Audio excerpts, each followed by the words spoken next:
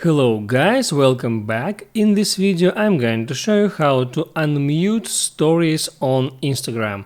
That is quite simple and easy, so let's begin. And now imagine that you once muted some of your friends' stories, and in order to unmute stories you might do the following. So first go to your profile on Instagram and there tap on following, and now you need to find the profile of that person. You can use search bar for that, or you can just scroll down and find that person. I will use search bar.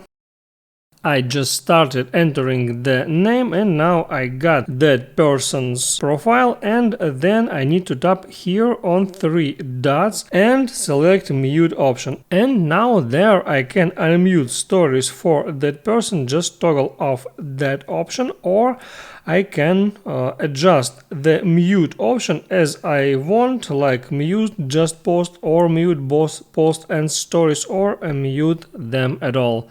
Make sure you like this video if it was helpful for you, and see you next time.